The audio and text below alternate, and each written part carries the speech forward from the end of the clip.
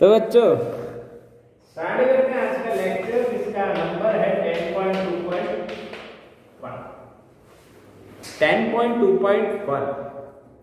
बहुत ठंडी है और ठंडी में थोड़ा सा प्रेशर की बात कर लिया जाए।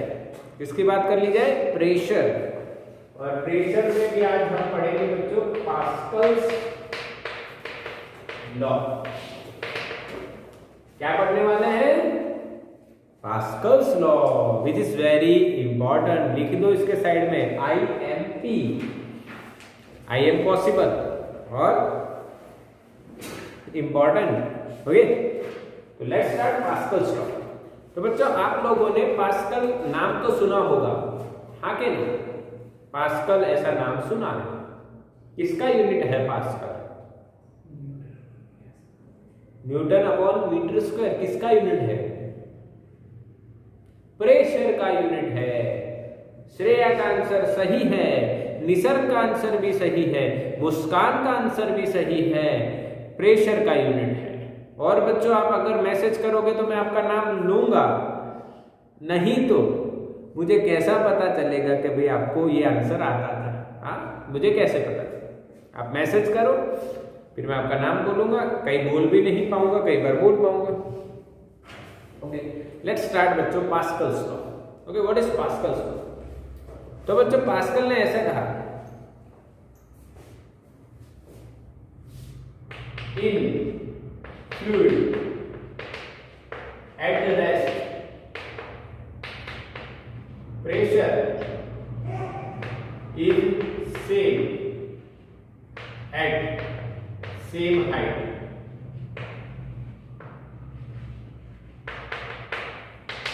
और इक्वल हाइट। यानी बिल्कुल सीधी बात करते हैं। कोई मैंने टेक्स्ट बुक से पूरा का पूरा कॉपी किया हुआ ऐसा कुछ नहीं है, सीधा अपना देसी लॉजिक है बच्चों कि अगर फ्लूइड रेस्ट पे है, अगर फ्लूइड रेस्ट पे है तो उसमें हर पॉइंट पे यानी सेम हाइट पे जाके आप देखो तो प्रेशर कैसा रहेगा? सेम रहेगा। समझ में आया? हाँ क्या? अभी इसका प्रूफ देखेंगे, समझेंगे, डिटेल में समझेंगे। पर अभी के लिए समझ में आया कि नहीं है बच्चों? बताओ, मैसेज करो fast.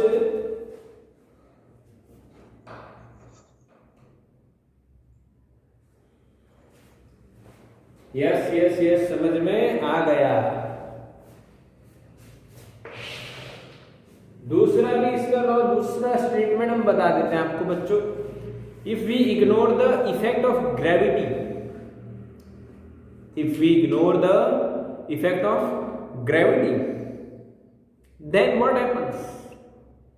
Pressure is same at all the points of the object।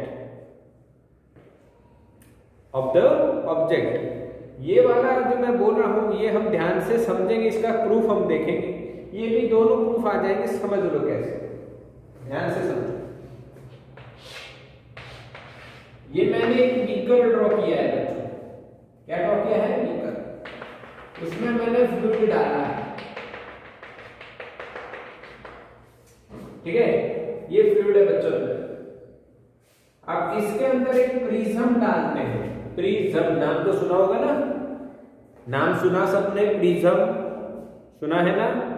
सबको पता है भाई प्रिज्म क्या होता है? यस, प्रिज्म क्या होता है? जिसमें आपने स्कैटरिंग या डिवीजन, आप ऐसा कह सकते हो, विबग्योर आपने देखा होगा। क्या देखा होगा बच्चों? विबग्योर। तो वही बात कर रहे हैं हम लोग।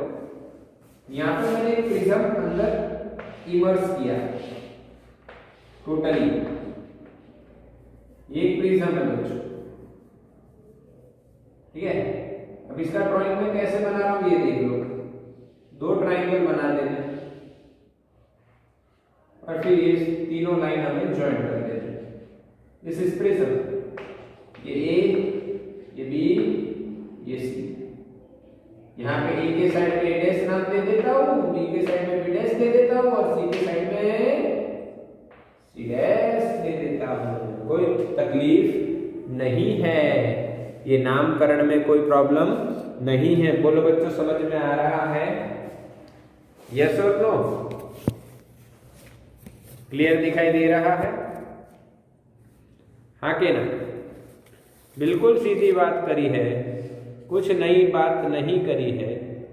हाँ आप कहोगे सर कैमरा उल्टा कर दिया आपने, रीजन है कुछ? हाँ अब सही दिख रहा है? यस और नो? क्लियर ना? बोर्ड बिल्कुल बढ़िया? आके ना मैसेज करो। अच्छा नहीं दिख रहा है क्लियर? होता हो सच में? अब देखो, अब देखो क्लियर दिख रहा है? ब्लर दिख रहा है? चलो क्लियर दिख रहा है ना? यस तो लेट्स स्टार्ट कि भाई in fluid at rest pressure is the same at points which are at same height. Okay मैंने डायरेक्टली लिख दिया सेम हाइट पे प्रेशर सेम है। अच्छा इसका मतलब समझना है किस तरह से। तो दूसरा एक स्टेटमेंट में बोला कि भाई फ्लूइड में अगर हम लोग कोई ऑब्जेक्ट अंदर डालते हैं और ग्रेविटी की इफेक्ट हम लोग इग्नोर करते हैं जिसके कारण वो नीचे ना जाए, तो जब ये रेस्ट पे है तो इसके हर पॉइंट पे प्रेशर कैसा रहेगा? सेम। ठीक है चलो तो प्रूव कैसे होगा? तो मान लो बच्चों यहां पे फोर्स लग रहा है Fa, यहां पे फोर्स लग रहा है Fb और यहां पे फोर्स लग रहा है Fc। तीन सरफेस हमने लिए, हालांकि प्रिज्म के 5 सरफेस है। कितने सरफेस है? 5। 1 2 3 तो ये दिख रहा है, एक इस साइड वाला और एक पीछे वाला, 5 सरफेस हुए ना। हम लोग 3 सरफेस की बात करेंगे और उसके लिए भी मैं एक डायग्राम आपको बताता हूं, इधर मैं ड्रॉ कर रहा हूं, ये ध्यान से समझना है।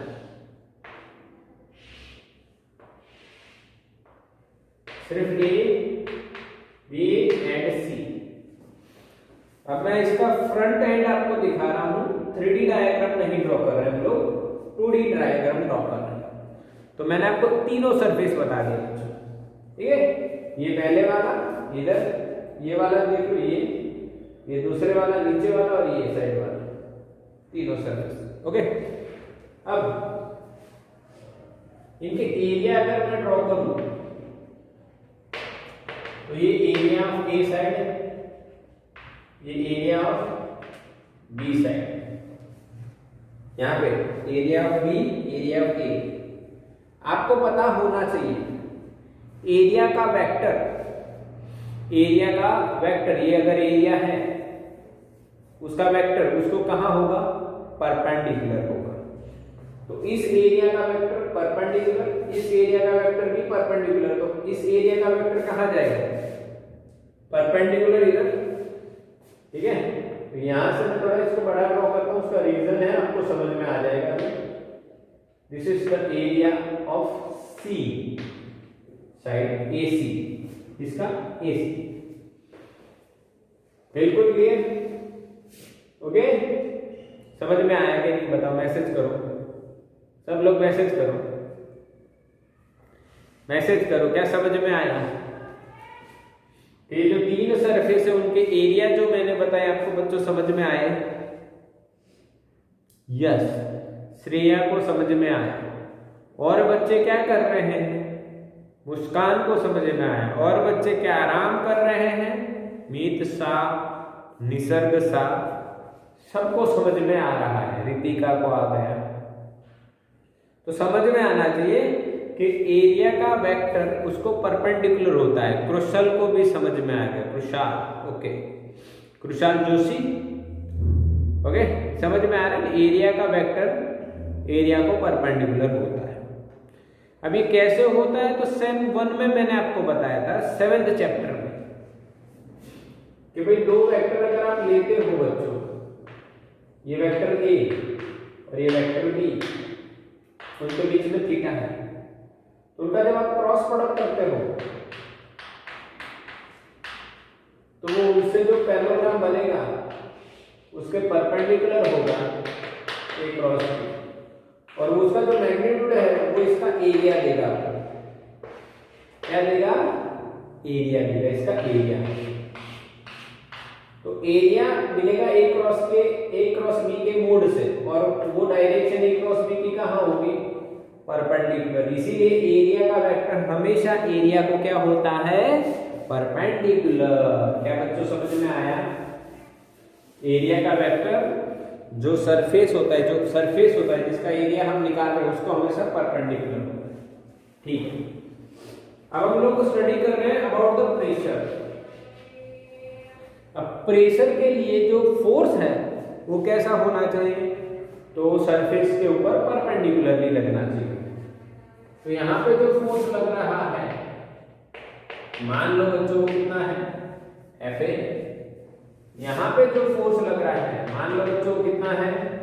Fb, ये Fa, और तीसरा फोर्स Fc।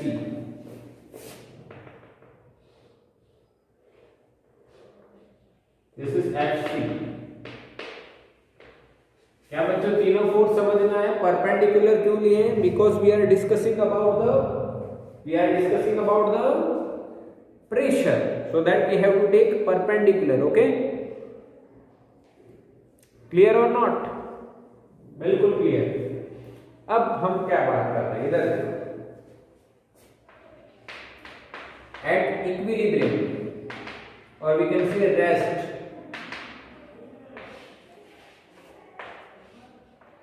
Okay,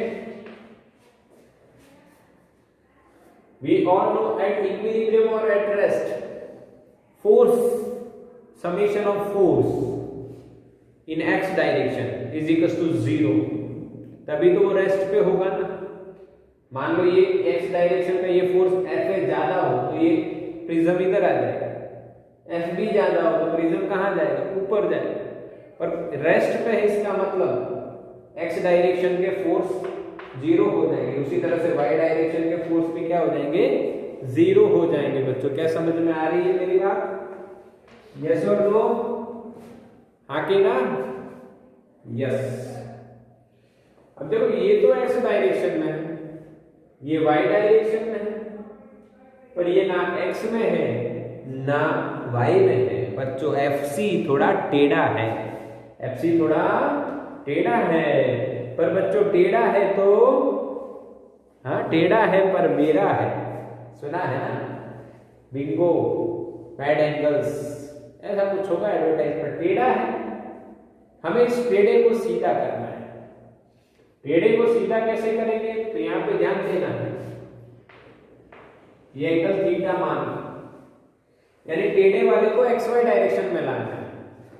तो कैसे लाएंगे? तो ये देखो, ये एरिया का XY ले लिया हमने, और ये फोर्स का XY ले लिया।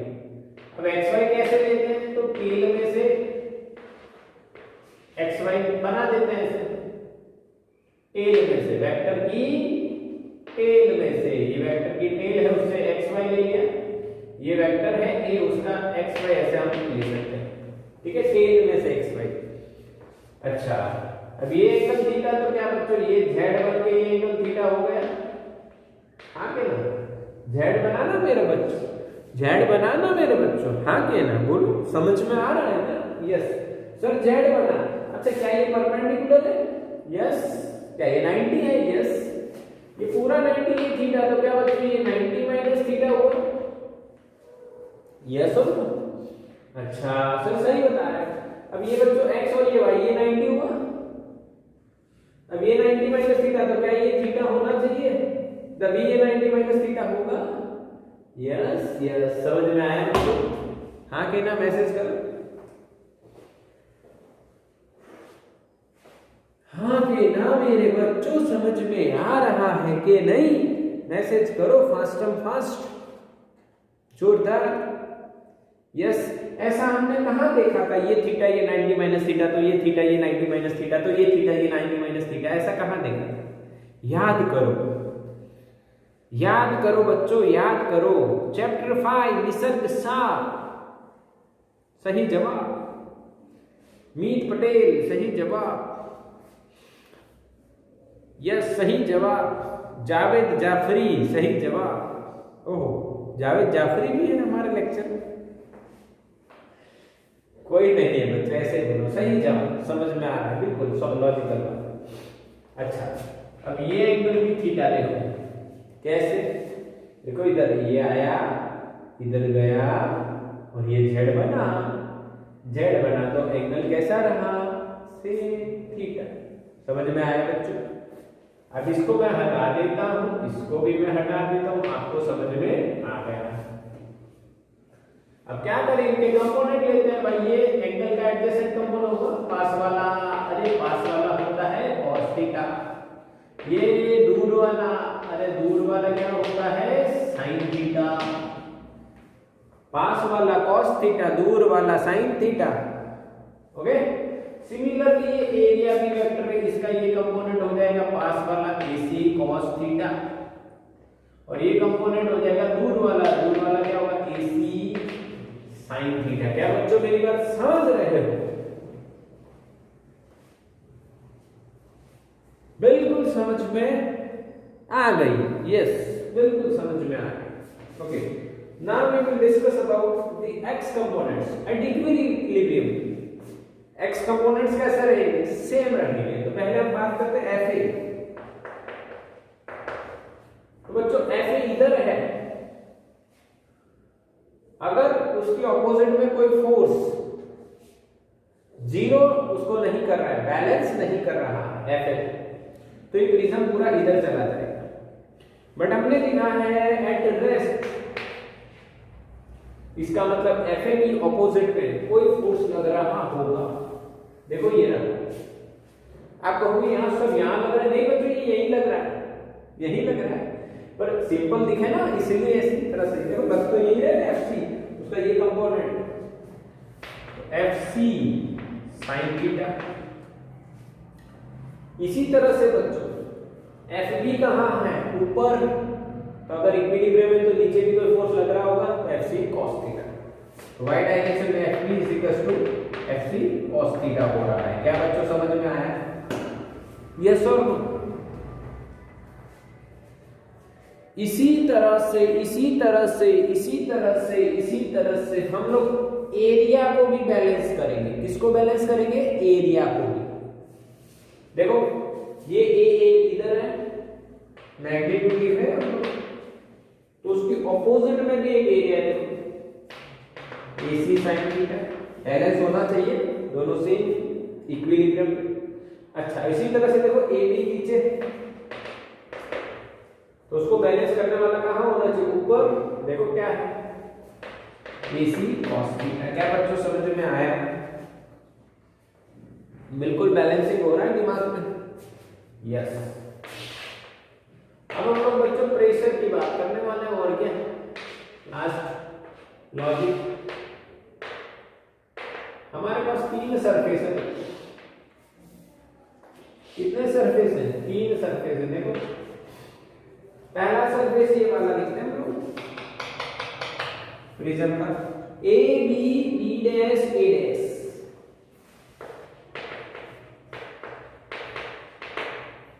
ये हम लोग लिख रहे हैं सरफेसेस, 3 सरफेस लिए हमने।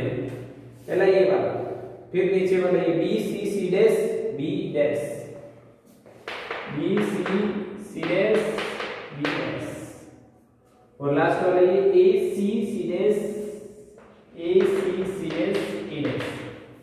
क्या बच्चों समझ में आया?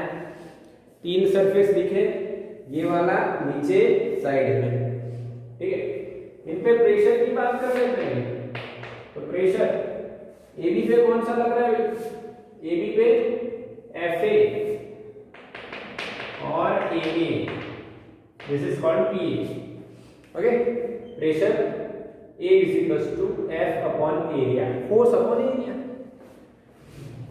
Pressure at this surface PB is equals to FB upon AB. इस पे FB upon AB, और थर्ड पे PC FC upon AC। ये वाला इधर FC upon AC। Pressure is equal to force upon area. इसको नंबर 3 देंगे, पर ये नंबर 1 2 नहीं देंगे, क्योंकि अभी इनको कन्वर्ट करेंगे। अभी इनको क्या करेंगे? कन्वर्ट करेंगे। कन्वर्ट कैसे होगा? देखो, FA की जगह क्या लिख सकते हैं बच्चों? FC sign theta.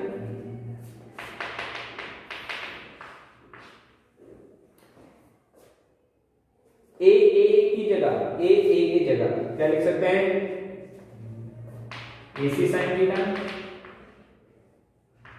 Sine theta cut हो जाएगा, ये क्या हो गया? FC अपॉन AC, pressure at A। This is equation number 1। Similarly PB में भी लिखेंगे। देखो पीबी में FB क्या आ रहा है? AC cos theta, sorry FC cos theta. और जो AB है उसी जगह क्या लिखेंगे हम लोग? AC cos theta. बेटो cos थीटा कट, क्या बचा? FC upon AC। This is pressure at B। Equation number 2. Now, from equation number 1, 2 and 3, we can say, देखो तीनों इक्वेशन देखो क्या सेम है? तो प्रेशर A और B और C पे कैसा मिला? Equal. This is known as Pascal's law. आगे ना, यानी स्टेटमेंट एक ये जो लिखा है ये है। दूसरा स्टेटमेंट क्या है? If AB ignore the effect of gravity, यानी mg लग नहीं रहा है, देन प्रेशर इज सेम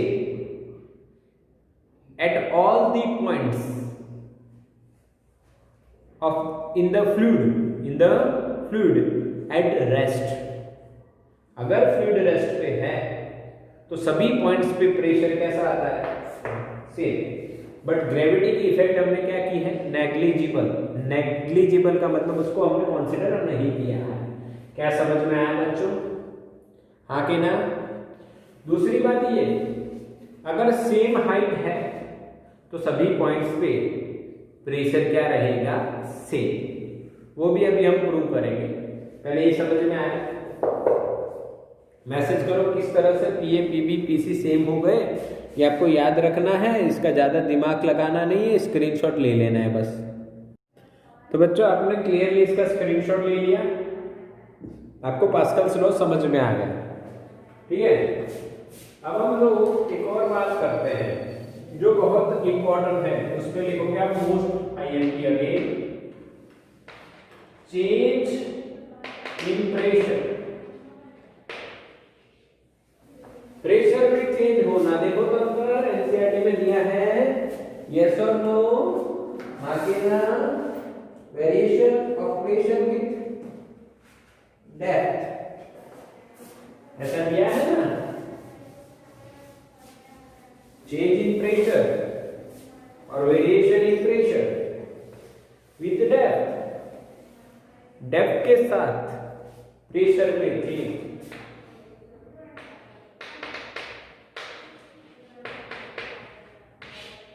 कुछ अच्छी बात है, IMP बात है, इंपॉर्टेंट बात है, तो समझते ध्यान से इसको जानते, बढ़िया मेहनत करेंगे अच्छे से और लिखेंगे समझेंगे बढ़िया। चेंज इन प्रेशर, अच्छा कैसे होता है चेंज इन प्रेशर? तो आपको एक बात समझा दी जाती है, आपने पिक्चर देखी होगी, मूवीज वगैरह देखी होगी। जैसे कोई ऊपर जाते हैं, जैसे कि आयरन मैन में आपने, यानी ये एज ऑफ अल्ट्रॉन है, एवेंजर है, ये सारी पिक्चर आती है, उसमें वो स्पेसशिप आती है, उसमें स्पेसशिप में अपने ये आयरन मैन नहीं, ये कौन है? स्पाइडरमैन, वो उसके साथ साथ ऊपर जाता है। हाँ, थैनोस आते हैं और सब आते हैं, सब उसके साथ ऊपर जाता है। फिर ऊपर जाता है तो उसका सांस नहीं ली जाती, ठंडा पड़ जाता है। हाँ, क्योंकि हाइट पे ऊपर जैसे जा रहे हैं हम लोग एटमॉस्फेयर में, तो प्रेशर कम हो रहा है। हाँ, फिर वो अपने आयरन मैन उसको एक सूट देता है और वो सूट पहन के बोलता है, सर जी इसके दर्जी आप हो क्या? अगर आपको याद हो तो, सर जी इसके दर्जी आप हो क्या? ऐसा डायलॉग होता है। यस डेफिनेटली ऐसा डायलॉग होता है। हाँ, तो उसका मतलब क्या हुआ कि ऊपर गए तो प्रेशर में कुछ चेंज हुआ, इसलिए हमें सांस लेने में दिक्कत हुई। हमने देखा किसको दिक्कत हुई? स्पाइडरमैन को। सिमिलरली हम एक और चीज देखते हैं, जब हम डेप्थ में जाते हैं पानी में, नदी है, समंदर है, वो जो डाइवर्स होते हैं अंदर जाते हैं, तो स्पेशल सूट पहन के जाते हैं, क्योंकि जैसे डेप्थ में जाएंगे वैसे प्रेशर चेंज होगा और हार्ट अटैक से मौत भी हो सकती है। इसीलिए बच्चों हमें ये पढ़ना है, वेरिएशन और change in pressure with depth. चलो पढ़ते। तो बच्चों इमेजिनेशन पावर अच्छा रखना है, आपको कोई दिक्कत नहीं है, मैं पढ़ाने वाला हूँ, चिंता मत करो, पढ़िए। एक बीकर ले लो बच्चों, इसमें डाल दो फ्लूइड और लिक्विड बोल दो।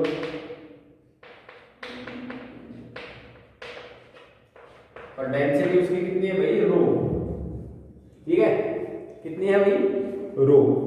अब इसमें हम क्या कर रहे हैं? इसमें हम लोग एक सिलिंड्रिकल पार्ट सपोज कर रहे हैं। कौन सा? सिलिंड्रिकल पार्ट, जो किसका बना हुआ है? तो फ्लूइड का ही बना हुआ है। इमेजिन करना है, क्या करना है? इमेजिन करना है कि एक पार्ट है फ्लूइड का, सिलिंड्रिकल शेप का। ठीक है, कोई दिक्कत नहीं ना? We can imagine. हाँ, इतना पार्ट हमने इमेजिन कर लिया, दिस इज द पार्ट। हो गया ना? यहां पे हम लोग इसको 1 नंबर पॉइंट दे देते हैं, यहां पे नीचे 2 नंबर पॉइंट दे देते हैं। देखो ये डेप्थ कितनी, तो इस डेप्थ को हम लिखते हैं बच्चों h1, और ये डेप्थ कितनी, इसको हम लिखते हैं बच्चों h2। तो ये कितना? h2 minus h1 is h। Yes और सिंपल। अब हम कैसे सॉल्व करेंगे इसको? देखो, तो यहां पे प्रेशर 1 पे प्रेशर P1 है और 2 पे प्रेशर P2 है, तो चेंज इन प्रेशर क्या हुआ? P2 minus P1। h जितनी डेप्थ पे जाने से प्रेशर कितना चेंज हुआ वो हम फाइंड कर लेंगे। ठीक है, चलो उसके लिए हमें क्या करना है? देखो ये जो पार्ट है बच्चों, इसका हम एरिया मानते हैं A, तो इस पे फोर्स मान लो लग रहा है F1, जो नीचे की ओर लगेगा, जो नीचे की ओर लगेगा, फोर्स 1 बाई फ्लूइड, इसके ऊपर फोर्स लगेगा। सिमिलरली नीचे से ऊपर की ओर कितना लगेगा बच्चों? F2 ऊपर, F1 नीचे। समझ में आया कि F1 and F2 are the forces due to the liquid or fluid. Yes or no? What are F1 and F2? Forces due to liquid on this element. Okay? F1 and F2 both are forces. Okay. Now, what is the value of pressure? So we can write pressure 1 simply F1 is, yes or no, and pressure 2 is equals to F2A. What is pressure? Force into, sorry, गलत, force upon area, गलत भाई, force upon area, sorry, ये आपको पता है ना? हाँ, तो क्यों लिख रहे हैं? लिखने का reason P1 is equals to F1 by A, P2 is equals to F2 by A। Pressure यहाँ पे F1 by एरिया, यहाँ पे F2 by area, simple. Okay, चलो ठीक। अब एट इक्विलिब्रियम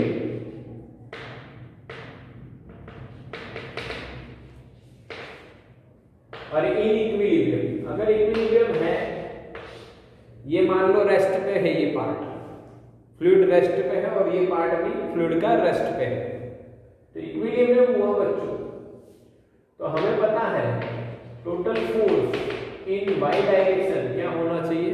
0। तो वाई डायरेक्शन में कितने फोर्स है? देखो, एक F1 एक F1। ऊपर वाले हमको पॉजिटिव दिख रहे हैं F2, नीचे वाले नेगेटिव दिख रहे हैं F1। समझ में आ गई? ये तो पता है, पर हमें एक और बात सोचनी चाहिए कि इतना पार्ट है, सिलिंड्रिकल पार्ट है, इसका कुछ मास होगा और मास के कारण सेंटर ऑफ मास पे नीचे कौन सा फोर्स लगेगा बच्चों? mg। यहाँ पे माइनस mg होगा, यस और नो? माइनस mg होगा। चलो तो अब क्या होगा? क्या हम ऐसा लिख सकते हैं F2 minus F1 is equal to mg। But बच्चों ये mg इधर गया ना, माइनस का प्लस हो गया। बट बच्चों F2 की जगह हम क्या लिख सकते हैं? P2 into A। F1 की जगह क्या लिख सकते हैं? P1 into A, pressure into A क्या? एंड m की जगह क्या लिखेंगे? Density into volume. मास की जगह क्या लिखा जाएगा? डेंसिटी। अगर रो है, ये पार्ट किसका है भाई? लिक्विड का ही एक पार्ट हमने सपोज किया, इतने पार्ट की बात कर रहे हैं, उसका डेंसिटी कितना होगा? रो। वॉल्यूम कितना होगा? Area into height. वॉल्यूम कितना होगा बच्चों? रो डेंसिटी, वॉल्यूम कितना? Area into height. हाँ, वॉल्यूम कितना होगा? Area into height. ये एरिया A है और हाइट h है। आपको पता है ये बच्चों, मैं पहले भी बता चुका हूं, ये रेडियस r है तो इसका एरिया क्या होगा? पाई r स्क्वायर, और ये हाइट क्या है? h। तो सिलेंडर का वॉल्यूम क्या होता है? पाई r स्क्वायर h। तो पाई r स्क्वायर क्या है? एरिया। तो वॉल्यूम क्या होगा बच्चों? Area into height. वॉल्यूम क्या होगा? Area into height. बच्चों क्या समझ में आ रहा है? यस और नो? समझ में आ रहा है? यस। इन सभी को हम ऊपर रखेंगे तो हमें F2 की जगह मिलेगा P2A, F1 की जगह लिखेगा P1A, M की जगह लिखा जाएगा रो AH और G तो था। अब देखो यहाँ पे मैं लिखूंगा P2 minus P1 into A is equal to rho AH G। क्या बच्चों? एरिया एरिया कट, तो P2 minus P1 is equals to rho GH। क्या ऐसा इक्वेशन देखा है हमने? मैसेज करो यस। हाँ, चैप्टर नंबर 9 में देखा था ना, रो GH। आज पता चला कहां से कैसे आ रहा है? यस यस यस, सबको पता है, याद है सब। चलो ठीक। अब देखो बात इसमें समझनी है। हमने ये फ्लूइड का जो एरिया है बच्चों इतना लिया और h डेप्थ में गए तो प्रेशर कितना चेंज हुआ? रो GH। पक्का के? हाँ के ना? हमने फ्लूइड का एरिया कितना लिया? A और डेप्थ में कितना गए? h। तो P2 माइनस P1 प्रेशर कितना चेंज हुआ? रो GH। यहां पे आप देखोगे कि यहां पे कहीं पे एरिया नहीं है। इसका मतलब क्या हुआ? आप इतना सा पार्ट लो कि पूरा बड़ा सारा पार्ट लो, समंदर का पूरा एरिया ले लो, कोई फर्क नहीं पड़ेगा। प्रेशर तो किस पे डिपेंड कर रहा है? कितनी हाइट आप अंदर गए हो। हाँ के ना? यस और नो?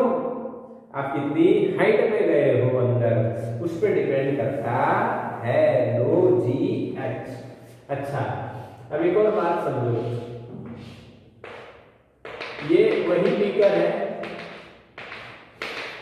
मान लो हमने जो पार्ट है सिलिंड्रिकल पार्ट, वो हमने सरफेस पे ही मान लिया, तो यहाँ पे जो प्रेशर होगा जो P1 है, क्यों मैं एटमॉस्फेरिक लिख सकता हूँ? क्या लिख सकता हूँ बच्चों? Atmospheric pressure. हाँ क्या ना? क्योंकि एटमॉस्फेयर जो प्रेशर लगाएगा वो हो जाएगा, और ये h डेप्थ हो गई बच्चों, और यहाँ पे जो प्रेशर है वो मैं P2 को P लिख देता हूँ। P2 को मैंने क्या लिख दिया? P। तो फ्रॉम इक्वेशन नंबर 1,